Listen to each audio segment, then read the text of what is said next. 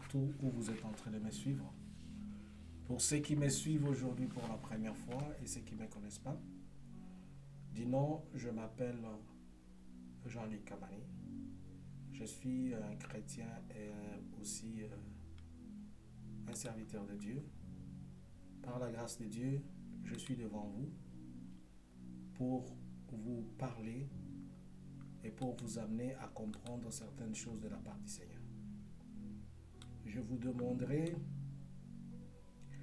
avant tout, de m'écouter d'abord. Et je sais que quand il s'agit de certaines personnes et certaines choses, les gens sont partagés dans la foi par des sentiments, excusez-moi, les gens sont partagés dans la foi par des sentiments je dirais, des sentiments de fanatisme. Les autres sont partagés par la religion et beaucoup de choses là-dessus. Mais je veux parler de la part du Seigneur. J'ai deux messages concernant deux serviteurs de Dieu. En l'occurrence, le premier, c'est pour la sœur Sandra Mbouyi. Et le second, c'est pour le prophète Joël Tatou. De toutes les façons, nous autres, nous sommes limités et dépourvus de moyens de contacter directement ces personnes. C'est pourquoi nous le faisons. J'ai plusieurs fois tenté, je l'ai toujours dit, j'ai plusieurs fois tenté de contacter, ça ne marche pas. Essayez un peu aussi de donner conseil à ceux qui détiennent vos contacts, vos bureaux et consorts, de toujours vous transmettre, que ça soit méchant ou mauvais. Essayez de faire ce que la Bible dit, de prendre ce qui est bon dans la prophétie et de rejeter ce qui est mauvais, de ne pas totalement rejeter la prophétie. Prions. Éternel des armées, Dieu d'Abraham, Dieu d'Isaac et de Jacob, je te demande, Seigneur, que tu puisses m'écouter en ce moment-ci, toi qui m'as envoyé, toi qui m'as délégué de passer ces messages, Jésus-Christ. Permets à ce que ça ne soit plus moi qui parle à ce moment, que ça soit vous. Que je disparaisse totalement et que je laisse le contrôle de toutes choses entre vos mains. Seigneur, s'il vous plaît, laisse que ce soit vous uniquement qui parlez. Et laisse que ce soit votre volonté qui se manifeste. Permets que ce message arrive à destination.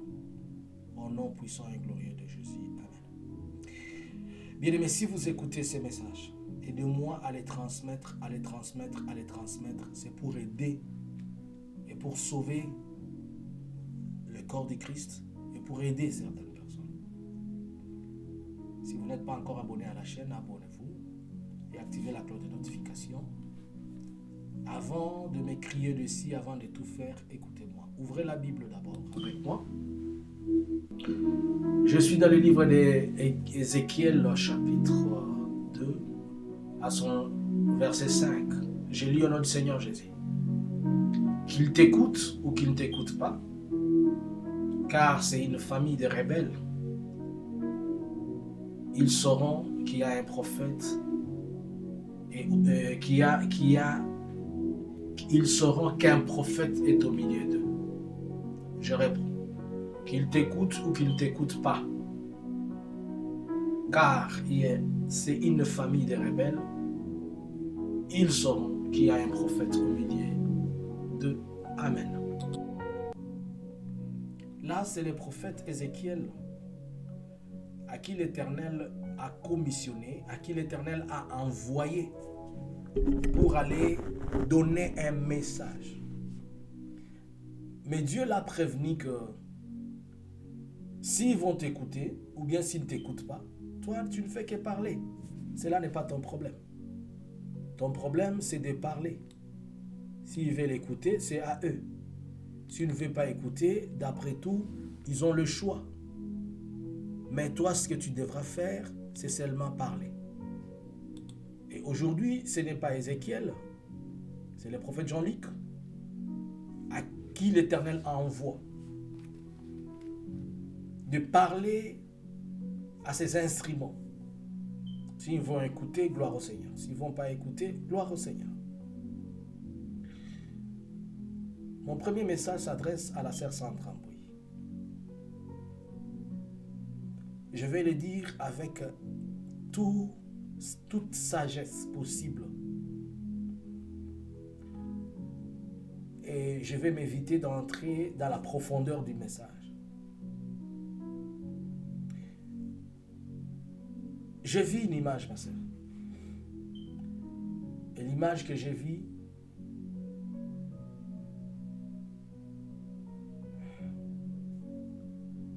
l'Éternel m'a amené chez toi dans ta maison. Ça fait un temps que je ne cesse de discerner, de prier et de me dire, Seigneur, aide-moi et donne-moi la sagesse pour communiquer ces messages. Mais laisse-moi parler sous ces formes.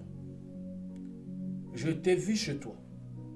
Je vis ton mari couché sur un lit. Dans ta maison, il dormait. Et toi, tu étais de l'autre côté.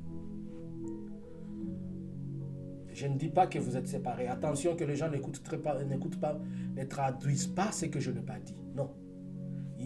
Je vous ai vu dans votre maison. C'est pas votre mari était allongé au lit et vous étiez en train de faire autre chose. Et quelque chose m'a été dit. Je m'abstiens d'entrer dans la profondeur, car nous sommes sur la toile.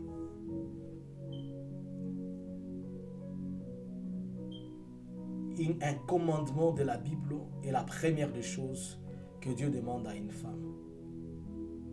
Femmes, soyez soumises à vos maris, comme l'Église est soumise à Christ.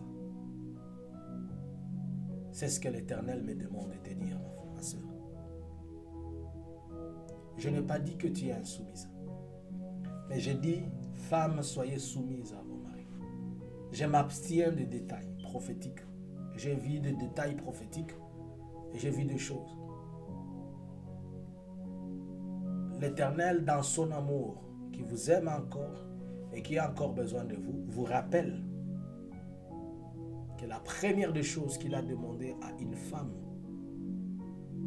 c'est la soumission. Que quelqu'un ne vienne pas dire que le prophète a dit que la sœur est impolie, elle insulte son mari, elle fait ça. Non. Je m'abstiens de toutes les choses. Je vous ai vu, vous. Je vis devant et je vis derrière.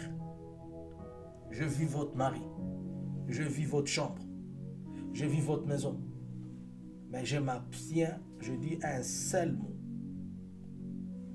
Femmes, soyez soumises, comme l'Église est soumise à Christ. Ça, c'est le message concernant la sœur Sandra Mbui.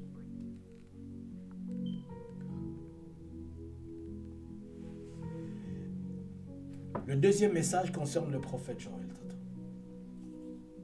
Homme de Dieu, grand frère dans la foi. Je peux exprimer cela puisque, disons seulement comme ça, grand frère dans la foi, aîné et tout ça, avec tout le respect possible que je vous dois. Considérez ce que j'ai à vous dire et suivez ce que l'Éternel me dit. Je vais donner les détails des localisations, géolocalisations possibles, plus que le GPS des humains. Mais il y a des choses autres que je ne vais pas toucher pour ne pas me retrouver dans le mire de polémique. Je fais deux visions similaires. Vous vous rappelez qu'il y a un temps où j'avais posté sur mon mire, sur Facebook, je dis que l'Éternel s'est décidé, il m'a dit, plus rien ne va plus se passer en RDC, dans la région des Grands Lacs, en Afrique et dans le monde, sans qu'ils le disent. Et il m'a dit, tu es parmi, je te dirai tout ce qui se passe avec détail.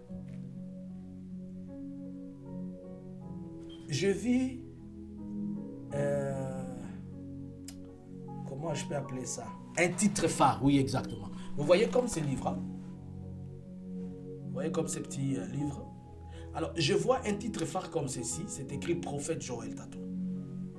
Mais ce titre phare, il est collé sur Facebook, sur des journaux, sur la télévision.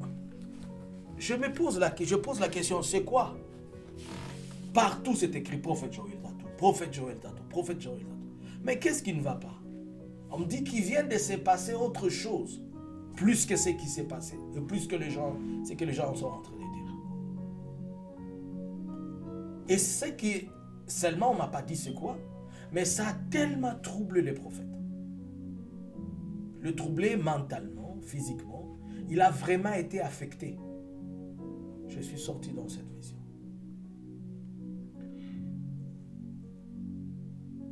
Une seconde vision est venue. Je me retrouve dans l'église du prophète Joël Tatou. Il y avait une sœur qui était assise et le prophète était là, mais il avait perdu du poids et son visage même a été vraiment affecté. Et l'église, elle était devenue comme... Elle était là, mais une partie, il y avait des gens qui s'y mettaient, une autre partie, il n'y avait pas de gens. Donc l'église aussi a été affectée. Il y a eu des gens qui sont restés et les autres sont partis. Mais vraiment, l'église a été affectée. Alors, une sœur à côté a commencé à dire au prophète, « Prophète, je t'ai appelé plusieurs fois, car j'étais, le prophète était devant la sœur, j'étais à côté de deux personnes, les femmes qui étaient en train de planifier pour te faire du mal, pour te nuire. Et je t'ai appelé et j'avais leur numéro avec moi. Mais le prophète avait refusé de me décrocher, t'avais refusé de prendre mes appels. Et le prophète a fait comme une blague, il a dit arrêtez. Mais la sœur qui parlait, elle disait avoir deux numéros de gens qui ont fomenté ces choses-là, qui sont en train de faire du mal au prophète. Donc, ceux qui avaient, comme fait les histoires là, qu'on a publiées à la télé, on a publié je ne sais où, le prophète s'est posé la question d'où cela est venu. C'est quoi, qu'est-ce qui s'est passé? Il ne savait pas. Mais la sœur lui va lui dire, j'étais appelé plusieurs fois, car j'avais deux numéros de personnes qui avaient ça. Et ces deux numéros, c'était des numéros Vodacom. Deux numéros Vodacom. J'ai les deux numéros, mais je ne peux pas les donner. Car la sœur, quand elle parlait dans la vision, les deux numéros étaient donnés. Et la sœur disait, j'ai les deux numéros, je dois te les donner, mais tu n'as pas voulu. Alors c'est là que je pose la question, il y a quoi? Maintenant, on va m'expliquer. Disons, quand j'ai dit j'ai les deux numéros, c'est-à-dire la sœur, elle a deux numéros, mais elle ne va pas les donner. Puisque quand elle appelait le prophète ne prenait pas. Cela veut dire quoi? La première partie, elle montre comment le prophète, physiquement, il sera affecté par ce qui est en train de se passer. Mais, dans le message, on démontre l'innocence du prophète Joël Tatou. On démontre son innocence. Il va se passer des choses dont il est innocent. Mais quelque part, je pense qu'il y a des choses qu'il a autorisées. Dans la suite du message, vous allez comprendre. Mais alors, les hommes de Dieu de Kinshasa, vous qui êtes déjà grands, selon la stature humaine, pourquoi quand on vous cherche, vous n'ouvrez pas, vous ne prenez même pas le temps d'écouter les gens? Il y a de ceux-là qui vous appellent, nous savons tous comme hommes de Dieu, il y a des gens qui nous appellent pour nous insulter, pour nous dire des choses, pour dire n'importe quoi. Mais ça ne vous coûte rien d'écouter, ne fût-ce que peut-être il y a un bon message, il y a quelque chose pour vous alerter, pour vous prévenir. Nous savons que nous sommes chaque jour exposés. Les gens nous veulent du mal, même si on ne veut pas du mal. Les gens nous en veulent, même si on ne les connaît pas. Mais essayez un peu de diminuer un peu le proud que vous avez, les Mapeka. Et quand on vous envoie, dites même à ceux qui vous entourent. J'ai vu plusieurs, 4, 5 numéros du prophète Joël Tatou sur la toile. J'appelle ces numéros, j'écris des mails ici, j'écris là-bas. Je l'ai fait des années durant, mais je ne les ai jamais contactés. Je les contacte, mais je n'ai jamais reçu de feedback. Et quand nous allons passer pour faire ça, vous allez croire que nous sommes méchants. Dans les messages, la sœur la cherchait pour lui remettre l'information essentielle qu'il y a des gens qui sont en train de fomenter et de planifier. Et il y avait 2 femmes. Mais le monsieur n'a pas décroché. Et là, quand moi j'ai posé la question, c'est quoi? C'est maintenant que l'Esprit de Dieu va me prendre.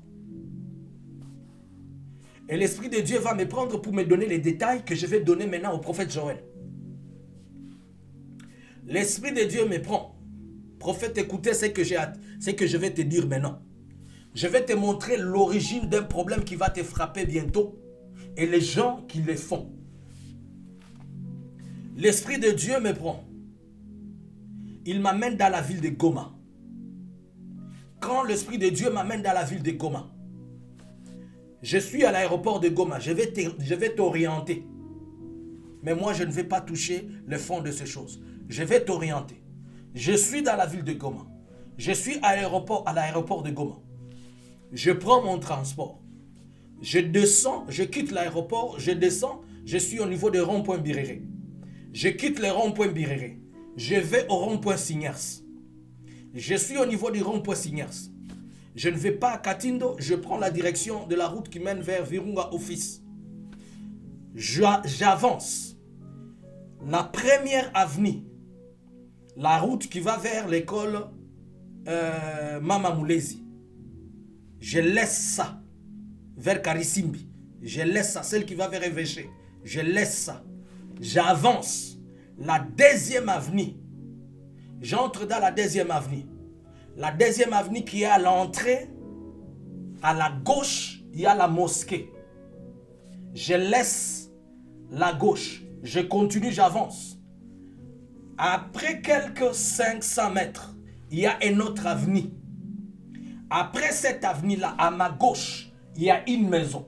C'est là que l'Éternel m'a amené. Il m'a dit, Jean-Luc, regarde ça. Je regarde. Il me dit, ça c'est quelle famille? Il y a une famille que tu connais là. Et pour référence, cette famille, ils ont la même couleur de peau que toi. Je me limite par là, je ne vais pas entrer dans les détails. Et je reviens vers toi dans la vision. Je te dis, prophète, voici les détails que Dieu me donne. Ceux qui sont en train de faire ces choses, c'est la famille telle. Je t'ai cité le nom. Et en te donnant les détails, quand je t'ai parlé, tu as mis les mains sur la tête. Quand je t'ai dit cette famille, tu as mis les mains sur la tête. Tu as dit, je ne crois pas à ce que tu me dis. Je dis, c'est ce que l'Éternel me révèle. Et c'est de ta bouche dans la vision. Tu dis ceci. Cette même famille, c'est la famille qui sont en train d'insulter et chanter l'ancien président de la République, Joseph Kabila, disant qu'il n'est pas intelligent, il ne se sert que de fétiches pour dominer et pour autre chose. Tu étais en train de t'étonner puisque cette famille, elle est en train de faire des fausses rumeurs et des fausses chantages. Je t'ai dit, c'est cette famille-là. Et je suis sorti de la vision. Cette famille-là, moi physiquement, je sais que Joseph Kabila a été une bénédiction pour cette famille-là. Maintenant, la question que moi je me pose, est-ce que tu n'as pas ouvert une porte pour le provoquer, pour qu'il se monte contre toi, ou c'est comment?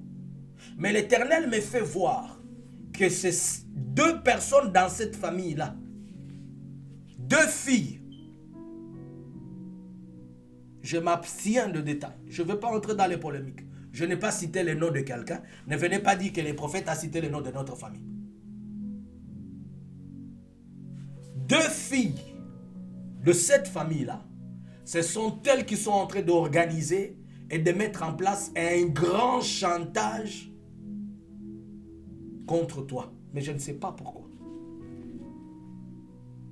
Je te donne les détails. C'est dans les quartiers qui est à côté de l'aéroport. Il y a Office 1 et Office 2. Je te parle de Office 1, pas Office 2. Dans la commune de Karisimbi. C'est dans la commune de Karisimbi, quartier Office 1, communément appelé Mourara.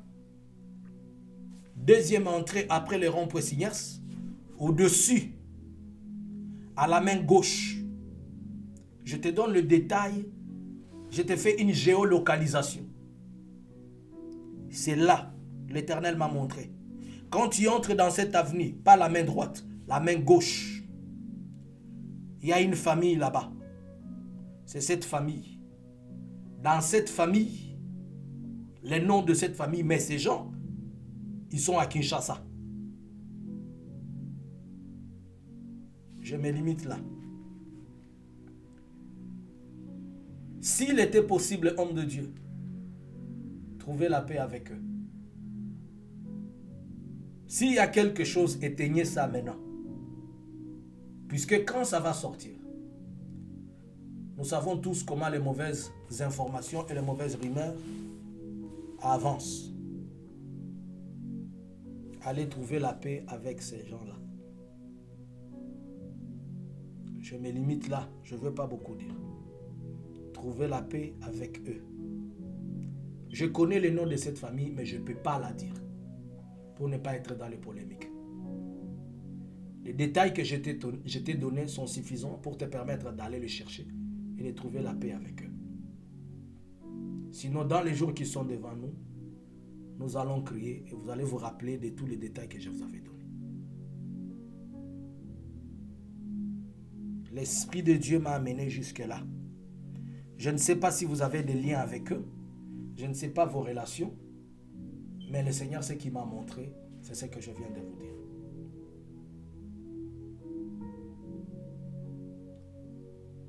Que l'Éternel vous bénisse. Et que l'Éternel autorise que vous puissiez écouter ces messages. Et que ces messages vous soient une bénédiction pour vous permettre de mieux comprendre les choses. Au nom de Jésus. Amen. Ce sont des Kassaïens. Si tu veux d'autres détails, ils sont du Kasaï. Si tu veux d'autres détails, tous les détails que j'ai donnés sont mieux et vous pouvez bien comprendre.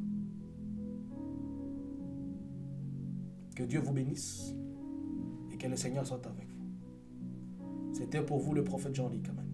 J'en profite pour vous inviter tous à la croisière de prière que nous aurons au mois d'août, du 19 au 21 août 2022, ici en Suède. Si vous êtes intéressé à venir prier avec nous, prenez contact avec moi. Il y a toujours un spot qui parle de cette activité-là. Ainsi, nous allons prier ensemble et le Seigneur sera avec vous. Encore une fois, je le dis comme un homme de Dieu.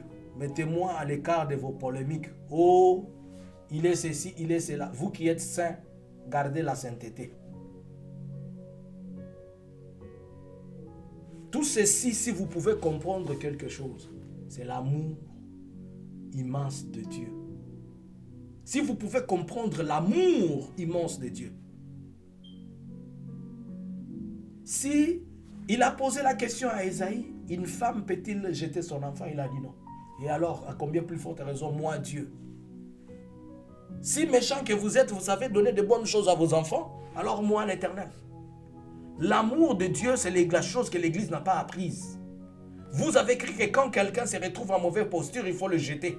Mais l'Éternel qui est leur Dieu se rappelle d'eux. Et moi et vous, nous allons nous mettre là à chanter, à crier sur les gens, alors que Dieu, leur Père, les aime encore. Et d'après tout, qui connaît celui qui est propre et celui qui est impur?